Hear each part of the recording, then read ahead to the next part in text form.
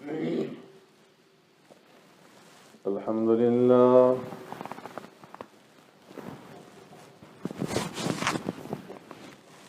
لله نحمده ونستعينه ونستغفره ونؤمن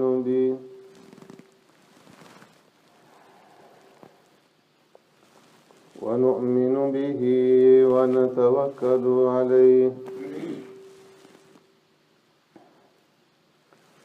ونعوذ بالله من شرور أنفسنا ومن سيئات أعمالنا من يهده الله فلا مضل له ومن يضلله فلا هادي له ونشهد أن لا إله إلا الله وحده لا شريك له ونشهد أن سيدنا ونبينا ومولانا محمدا عبده ورسوله أرسله الله إلى كافة للناس بشيرا ونذيرا وداعيا إلى الله بإذنه وسراجا منيرا أما بعد فقد قال الله تبارك وتعالى في القرآن المجيد والفرقان الحميد فأعوذ بالله من الشيطان الرجيم بسم الله الرحمن الرحيم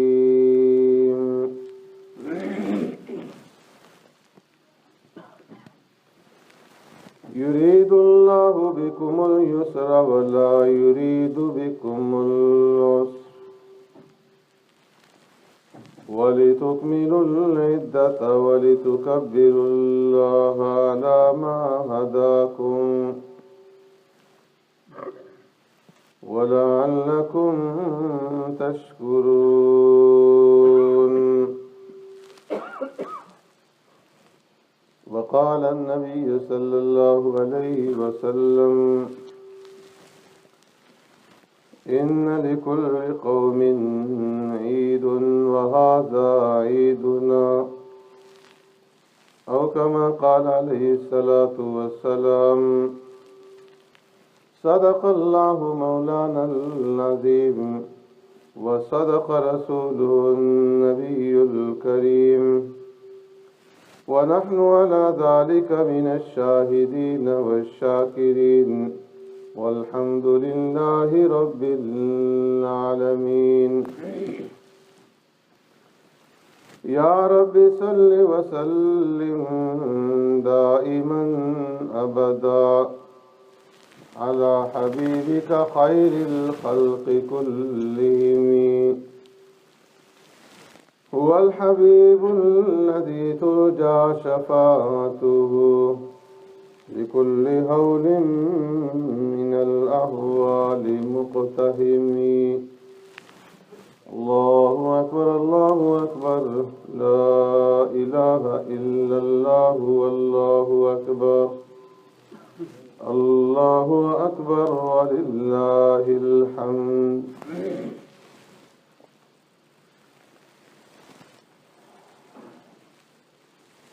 میرے محترم دوستو، بزرگوں، بھائی،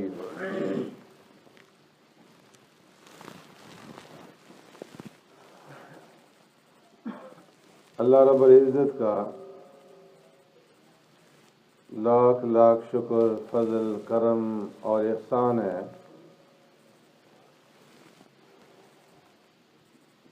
کہ اس نے ہمیں صحت اور تندرستی کے ساتھ رمضان المبارک کا مہینہ نصیب فرمایا اور رمضان المبارک میں روزہ رکھنے، تراویح ادا کرنے اور قرآن کریم کی تلاوت کرنے اور دیگر عبادات کی توفیق عطا فرمائی، اور پھر اس رمضان المبارک کے مہینے کی انوارات اور برکات سے مستفید ہونے کے لیے آج عید الفطر کا یہ دن نصیب فرمایا اور یہ خوشی نصیب فرمائی۔ پیارے پیغمبر صلی اللہ علیہ وسلم نے ارشاد فرمایا ایک حدیث مبارکہ میں، للصائم فرحتان، فرحۃ عند فطرہ و فرحۃ عند لقاء ربہ، کہ روزہ دار کے لیے دو خوشیاں ہیں۔ ایک خوشی تو روزہ دار کو افطار کے وقت حاصل ہوتی ہے، اور دوسری خوشی اس وقت حاصل ہوگی جب رب العالمین کے ساتھ ملاقات ہوگی۔ اصل خوشی یہی ہے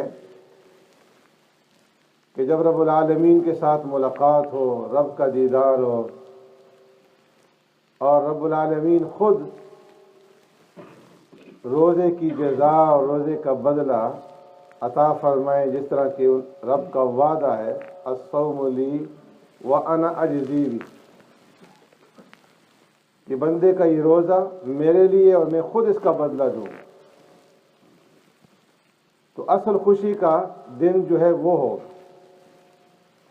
اللہ رب العزت ہر ایک مسلمان مرد اور عورت کو وہ دن نصیب فرمائے، اور اسی خوشی کی ایک جھلک اللہ تبارک و تعالی نے اس دنیا کے اندر رکھی ہے، کہ ایک تو رمضان المبارک کے مہینے میں، پورے مہینے کے اندر روزہ کھولتے وقت، روزہ افطار کرتے وقت ہر ایک روزہ دار اس خوشی کو محسوس کرتا ہے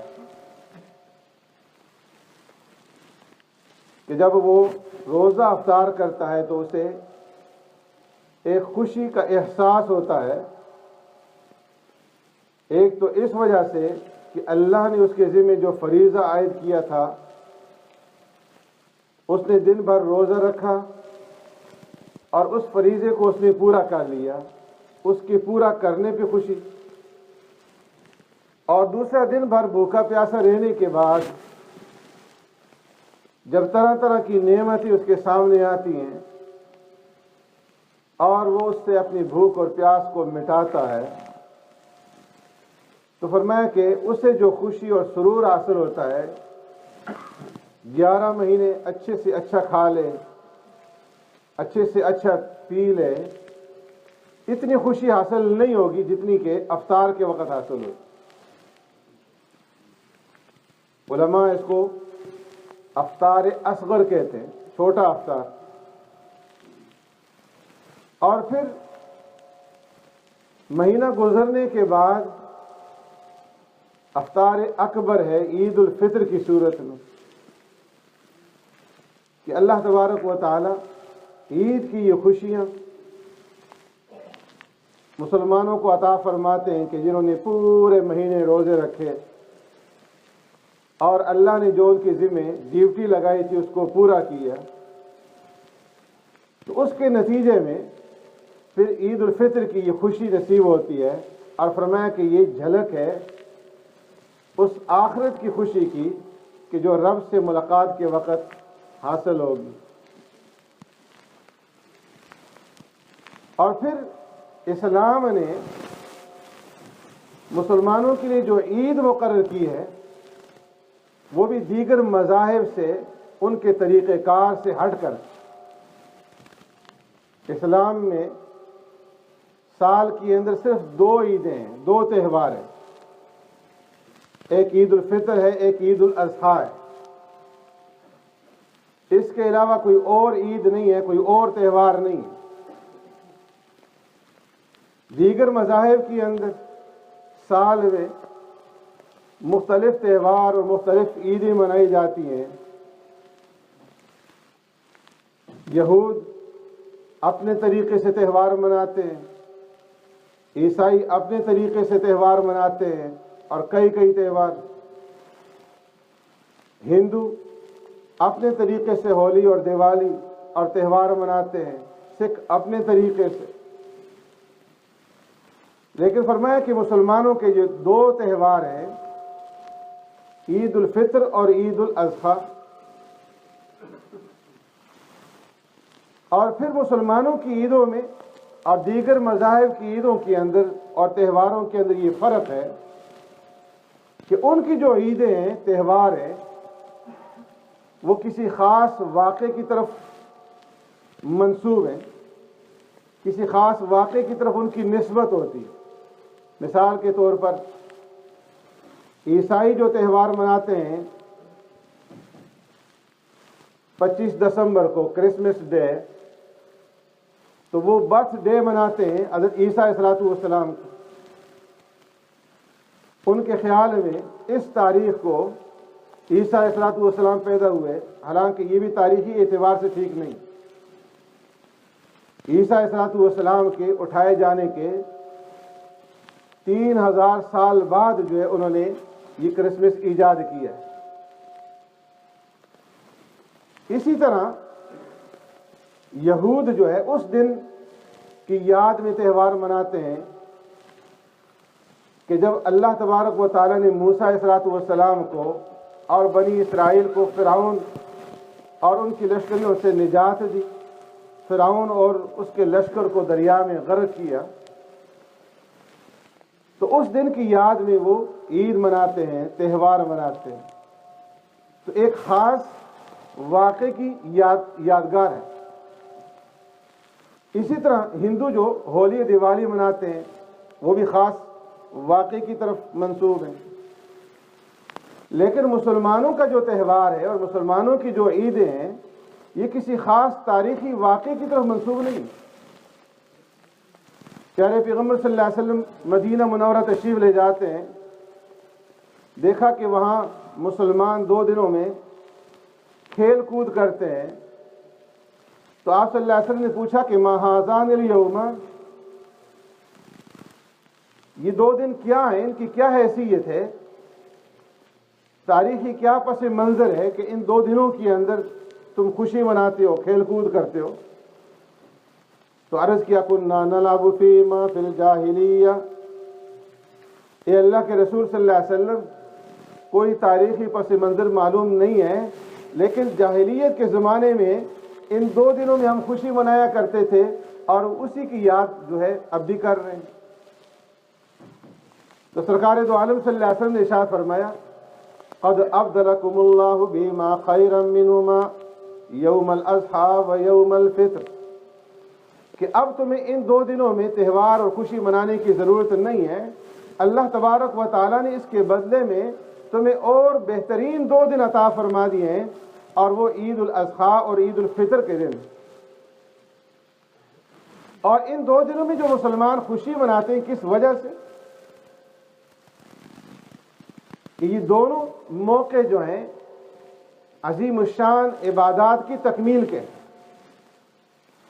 عید الفطر اس وقت منائی جاتی ہے کہ جب رمضان المبارک کا مہینہ گزرتا ہے اور پورے مہینے مسلمان روزہ رکھتے ہیں، اللہ کے عائد کیے ہوئے فریضے کو پورا کرتے ہیں، اور اس سے فراغت کے بعد عید الفطر کا تہوار جو ہے یہ منایا جاتا ہے۔ اور عید الاضحیٰ بھی ایک اہم عبادت کے بعد، ایک عظیم الشان عبادت کے بعد، کہ جب حج کا اہم رکن وقوف عرفات مکمل ہوتا ہے 9 ذی الحجہ کو، تو پھر اس سے اگلے دن جو ہے عید الاضحیٰ منائی جاتی ہے۔ اس میں اشارہ کر دیا گیا کہ مسلمانوں کی جو عیدیں ہیں اور مسلمانوں کے جو تہوار ہیں یہ کسی خاص واقعے کی طرف منسوب نہیں ہے، بلکہ مسلمان جو عید مناتے ہیں اور خوشی مناتے ہیں وہ ایک عمل کرنے کے بعد، ایک جدوجہد کرنے کے بعد خوشی منائی جاتی ہے، صرف پرانے لوگوں کی یا پرانے واقعات کی یادگار نہیں مناتے۔ اس لیے فرمایا کہ پیارے پیغمبر صلی اللہ علیہ وسلم کی دنیا سے رخصت ہو جانے یا پیارے پیغمبر صلی اللہ علیہ وسلم کی پیدائش کے موقع پر یا پیارے پیغمبر صلی اللہ علیہ وسلم نے جب ہجرت فرمائی مکہ سے مدینہ کی طرف، تو ان تاریخوں کو عید نہیں بنایا گیا۔ غزوہ بدر ہوا، اس کے اندر اللہ نے مسلمانوں کو فتح دی، اس کو عید کے دن کے طور پر نہیں منایا گیا۔ غزوہ احد ہوا، غزوہ احزاب ہوا، جنگ خندق ہوئی، اس کو مسلمانوں نے عید کے طور پر نہیں منایا۔ فتح مکہ ہوا، پیارے پیغمبر صلی اللہ علیہ وسلم کو اللہ نے عظیم الشان فتح عطا فرمائی، بیت اللہ کو بتوں سے صاف کیا گیا۔ پہلی مرتبہ حضرت بلال رضی اللہ تعالیٰ عنہ نے بیت اللہ کی چھت پر اذان دی، اس دن کو مسلمان عید کے طور پر نہیں مناتے۔ صرف 2 عیدیں، کوئی اور عید نہیں ہے، نہ پیارے پیغمبر صلی اللہ علیہ وسلم کی پیدائش کا دن جو ہے وہ عید کے طور پر ہے اور نہ کوئی اور دن۔ 2 دن جو ہے مسلمانوں کی عید کے،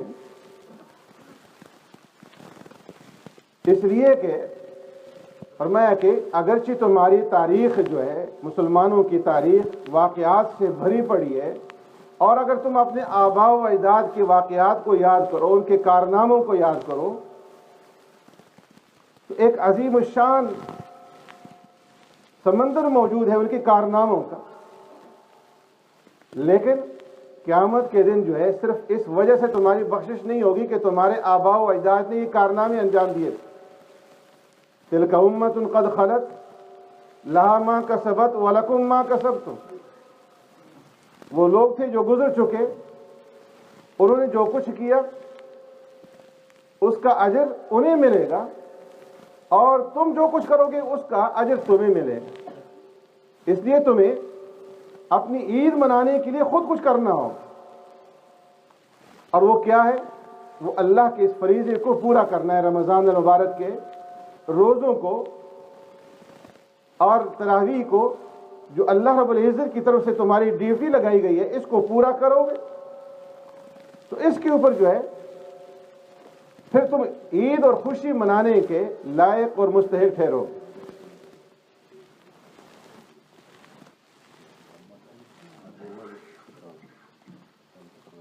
پہلے فطرانہ اور بعد میں جو ہے مسجد کے لیے جو ہے 3 پاؤنڈ کے حساب سے فطرانہ ادا کریں۔ اور فرمایا کہ سرکار دو عالم صلی اللہ علیہ وسلم نے کہ جب مسلمان رمضان المبارک کا مہینہ گزار لیتے ہیں اور عید کی نماز ادا کرنے کے لیے اپنے گھروں سے باہر نکلتے ہیں عیدگاہ کی طرف، مساجد کی طرف، تو اللہ تبارک و تعالی فرشتوں کے اوپر فخر فرماتے ہیں، اپنے انسانوں کی طرف، اپنے بندوں کی طرف اشارہ کر کے۔ یہ فخر کیوں کیا جاتا ہے؟ فرمایا اس لیے کہ جب اللہ تبارک و تعالیٰ نے آدم علیہ السلام کو پیدا کرنا چاہا اور فرشتوں سے یہ کہا کہ انی جاعل فی الارض خلیفہ، اے فرشتوں میں زمین میں اپنا نائب بنانے لگا ہوں، اپنا خلیفہ بنانے لگا ہوں، تو فرشتوں نے عرض کیا تجعل فیہا من یفسد فیہا ویسفک الدماء وَنَحْنُ نُسَبِّحُ بِحَمْدِكَ وَنُقَدِّسُ لَكَ، اے اللہ آپ ایسی مخلوق کو کیوں اپنی خلافت دے رہے ہیں کہ جو زمین کے اندر جا کر کے فساد مچائے گی، یسفک الدماء، خون بہائے گی، ایک دوسرے کی گردنیں کاٹیں گے۔ اے اللہ ہم آپ کی پاکی بیان کرتے ہیں، آپ کی حمد و ثنا بیان کرتے ہیں، آپ کی تقدیس بیان کرتے ہیں۔ تو اللہ رب العزت نے جواب میں فرمایا انی اعلم ما لا تعلم، کہ میں جانتا ہوں وہ جو تم نہیں جانتے اس مخلوق کے بارے میں. اگرچہ فرمایا کہ اس مخلوق کے اندر میں نے فساد کا مادہ رکھا ہے اور ان کے اندر یہ صلاحیت ہے کہ یہ فساد مچائیں گے, یہ خون بہائیں گے, لیکن یہی مخلوق جو ہے جب ان کو میں یہ حکم دوں گا کہ میرا فریضہ پورا کرو, تو صبح سے لے کر کے شام تک نہ یہ کھائیں گے, نہ یہ پئیں گے, نہ اپنی خواہشات کو پورا کریں گے. حالانکہ کھانے کے لیے بھی موجود ہوگا, پینے کے لیے بھی موجود ہوگا, لیکن یہ صرف میرے ڈر کی وجہ سے, میرے خوف کی وجہ سے اور میری رضا کے لیے کھانے سے پینے سے رکے رہیں گے. کوئی معنی نہیں ہوگا, کوئی رکاوٹ نہیں ہوگی, لیکن صرف میرا خوف ہوگا اور میری عظمت کو سامنے رکھتے ہوئے میری رضا کے لیے کھانے پینے سے رکیں گے, تو یہ عبادت کے اندر فرشتوں سے بھی آگے بڑھ جائیں. اس لیے فرمایا کہ جب عید کے دن بندے عید کی نماز ادا کرنے کے لیے نکلتے ہیں تو اللہ تبارک و تعالیٰ کی طرف سے یہ اعلان کیا جاتا ہے, وَعِزَّتِي وَجَلَالِي وَكَرَمِي وَعُلُوِّي وَارْتِفَاعِ مَكَانِي لَأُجِيبَنَّهُمْ. مجھے میری عزت کی قسم, مجھے میرے جلال کی قسم, مجھے میری بلندی مرتبہ کی قسم, لَأُجِيبَنَّهُمْ, آج میرے بندے جو بھی مجھ سے مانگیں گے میں انہیں دوں گا, ان کی ہر پکار کو, ان کی ہر مراد کو پورا کروں گا. فرمایا جب عیدگاہ سے بندے لوٹ کر کے جاتے ہیں تو اس حال میں لوٹتے ہیں, فَيَقُولُ ارْجِعُوا قَدْ غَفَرْتُ لَكُمْ وَبَدَّلْتُ سَيِّئَاتِكُمْ حَسَنَاتٍ. اے میرے بندو لوٹ جاؤ اس حال میں, قَدْ غَفَرْتُ لَكُمْ, کہ میں نے تمہاری مغفرت کر دی, اور صرف مغفرت ہی نہیں کی, وَبَدَّلْتُ سَيِّئَاتِكُمْ حَسَنَاتٍ, کہ تمہاری جو برائیاں ہیں, تمہارے جو گناہ ہیں, ان کو میں نے نیکیوں سے تبدیل کر دی. پیارے پیغمبر صلی اللہ علیہ وسلم نے ارشاد فرمایا, فَيَرْجِعُونَ مَغْفُورًا لَهُمْ. بندے جب عید کی نماز پڑھ کر کے لوٹتے ہیں تو اس حال میں لوٹتے ہیں کہ ان کی مغفرت ہو چکی ہوتی. اس لیے آج جب عید کی نماز پڑھ کر کے آپ یہاں سے لوٹیں گے تو اللہ رب العزت آپ کی مغفرت فرما چکے ہوں. آپ کے جتنے بھی صغیرہ گناہ ہیں اللہ رب العزت سب کو معاف فرما دیں گے. اس تصور سے, اس خیال سے یہاں سے لوٹنا ہے. اگرچہ ہمارے اعمال اس قابل نہیں ہیں, ہمارے روزے, ہماری نمازیں, ہماری تلاوت, ہمارا ذکر و اذکار, جتنے بھی اعمال ہم نے کیے وہ اس قابل نہیں ہے کہ ان کو پیش کیا جائے, لیکن اللہ کا یہ وعدہ ہے. اس لیے فرمایا کہ ہم نے اپنے اعمال کو نہیں دیکھنا, اگرچہ وہ کمزور ہے, وہ اس قابل نہیں ہے کہ پیش کیے جا سکیں, لیکن اللہ کی فضل کے اوپر نگاہ ڈالنی ہے, اللہ کے فضل کو دیکھنا ہے, اللہ کی رحمت کو دیکھنا ہے, اس کا وعدہ ہے. اس لیے اگر ہمارے اعمال کمزور بھی ہیں, کھوٹے بھی ہیں, نامکمل ہیں, تو اللہ رب العزت ہمارے ان اعمال کو مکمل فرما دیں گے. اس لیے فرمایا کہ ایک تو بندوں کو اپنے اعمال کے اوپر نہیں نظر رکھنی چاہیے, اترانا نہیں چاہیے. کوئی یہ نہ سمجھے کہ میرے اعمال بہت اچھے ہیں اور میری ان اعمال کی وجہ سے میری مغفرت ہو جائے گی, اور کوئی یہ بھی نہ سمجھے کہ کوئی عمل نہ کرے اور یہ کہے جی کہ اللہ غفور الرحیم ہے, میری مغفرت فرما دیں گے. حضرت جنید بغدادی رحمۃ اللہ تعالی علیہ فرماتے ہیں کہ جو آدمی یہ خیال کرتا ہے بغیر عمل کیے ہوئے کہ میں عمل تو کچھ نہ کروں اور اللہ میری مغفرت فرما دیں گے, وہ بڑے ہی غفور الرحیم ہے. فرمایا وہ اپنے آپ کو دھوکے میں رکھ رہا ہے, دھوکہ دے رہا ہے. اور جو آدمی یہ خیال کرے کہ میرے اعمال تو بہت اچھے ہیں, میں نے بڑے اعمال کیے اور میرے اعمال کی وجہ سے اللہ مجھے معاف فرما دیں گے, وہ بھی اپنے آپ کو دھوکہ دے رہا ہے. اس لیے فرمایا صحیح طریقہ یہ ہے کہ اعمال کرو, جس طرح بھی تم سے ہو سکے کرو, اور عمل کرنے کے بعد نگاہ جو ہے وہ اللہ کے فضل کے اوپر رکھو. کسی کو اس کا عمل نجات نہیں دلا سکتا. اس لیے پیارے پیغمبر صلی اللہ علیہ وسلم نے جب یہ ارشاد فرمایا لَن يَنْجِ أَحَدُكُمْ عَمَلُ, تمہیں تمہارے اعمال نجات نہیں دلا سکتے, تو صحابہ اکرام نے سوال کیا ولا انت یا رسول اللہ، اے اللہ کے رسول صلی اللہ علیہ وسلم، کیا آپ کو بھی آپ کا عمل نجات نہیں دلائے گا؟ آپ صلی اللہ علیہ وسلم نے ارشاد فرمایا کہ مجھے بھی میرا عمل نجات نہیں دلائے گا الا ان یتغمدنی اللہ برحمتی، مگر یہ کہ اللہ مجھے اپنی رحمت سے ڈھانپ لے۔ تو کسی اور کا عمل کیا ہو سکتا ہے کہ جو اس کو نجات دلا سکے؟ لیکن اس کا یہ مطلب نہیں ہے کہ اعمال نہ کرے، فرمایا کہ عمل کرنا ہے جس طرح بھی ہو سکے۔ جب بندہ قدم اٹھائے گا، چاہے ٹوٹا پھوٹا ہی قدم اٹھائے، لیکن کم از کم اس نے محنت تو کی، قدم تو اٹھائے۔ اب اللہ رب العزت اس کو کامل بنا دیں گے، اور قدم کا اٹھانا، عمل کا کرنا، یہ اس بات کی دلیل ہے، اس بات کی علامت ہے کہ اللہ کی رحمت اس کی طرف متوجہ ہے، اللہ توفیق دے رہے ہیں، اسی لیے تو وہ عمل کر رہا ہے۔ تو اس تصور کے ساتھ جانا کہ اللہ نے ہمارے سارے گناہ معاف فرما دیے، اور پھر آئندہ کی جو زندگی ہے، رمضان کے بعد کی جو زندگی ہے، پھر اس زندگی کو گناہوں سے محفوظ رکھنا ہے۔ یہ کوشش کرنی ہے کہ دوبارہ پھر ہم سے کوئی گناہ نہ ہو جائے، اس لیے کہ آئندہ رمضان کے بارے میں کوئی گارنٹی نہیں ہے کہ ہم ہوں گے یا نہیں ہوں گے۔ اس لیے جب آج اللہ رب العزت ہمارے گناہوں کو معاف فرما دے تو آئندہ کے لیے اس کی حفاظت کرنی اور اپنے آپ کو گناہوں سے بچانا ہے۔ اللہ رب العزت ہمیں اس کی توفیق عطا فرمائے۔ اب نیت فرما لیں، 2 رکعت نماز عید الفطر واجب بما 6 تکبیرات زوائدہ واجبہ کے پڑھتا ہوں میں خاص واسطے اللہ تبارک و تعالیٰ کے۔ پیچھے امام صاحب کے منہ میں طرف قبلہ شریف، اللہ اکبر، یہ نیت باندھنے کے بعد ثنا سبحانک اللہم پڑھیں گے ولا الہ غیرک تک، اور اس کے بعد پھر 3 تکبیرات ہوں گی۔ پہلی تکبیر کہتے ہوئے دونوں ہاتھ جو ہے کانوں تک اٹھا کر کے چھوڑ دیں گے، دوسری تکبیر پھر کہتے ہوئے دونوں ہاتھ کانوں تک اٹھا کر چھوڑ دیں گے، اور تیسری تکبیر پہ اپنے دونوں ہاتھ جو ہے کانوں تک اٹھا کر ناک کے نیچے باندھ لیں گے۔ پہلی رکعت مکمل ہوگی، اور پھر اس کے بعد دوسری رکعت میں پہلے قرات ہوگی، امام سورہ فاتحہ اور کوئی سورت پڑھے گا، اور اس کے بعد رکوع میں جانے سے پہلے پھر یہ 3 تکبیرات زوائدہ ہوں گی، اور پھر چوتھی تکبیر میں بغیر ہاتھ اٹھائے رکوع کے اندر چلے جانا ہے۔ اس طریقے سے 2 رکعت نماز عید کی یہ مکمل کرنی ہے۔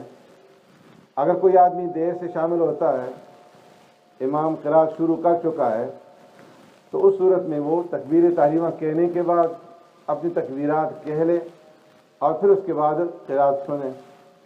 اگر کوئی رکوع کی صورت میں شامل ہوتا ہے، پہلے تکبیر تحریمہ کہہ لے، پھر دوسری تکبیر کہہ کر کے رکوع میں جائے، اور رکوع میں بجائے سبحان ربی العظیم پڑھنے کے اللہ اکبر جو تکبیرات ہیں وہ پوری کر لیں۔ نماز کے بعد جو ہے پھر 2 خطبے ہوں گے، اور اس کے بعد پھر دعا ہوگی۔ سب بنا لیں۔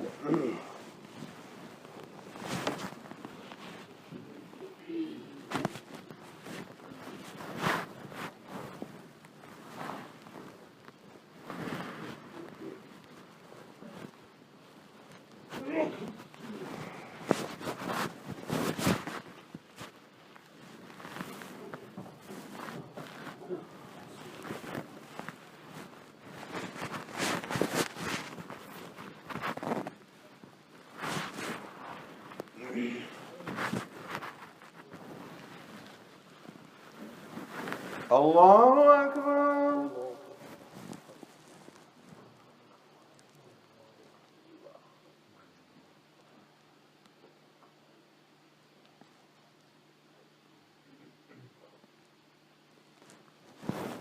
اللہ اکبر۔ اللہ اکبر۔ اللہ اکبر۔ الحمد للہ رب العالمین الرحمن الرحیم مالک یوم الدین إياك نعبد وإياك نستعين اهدنا الصراط المستقيم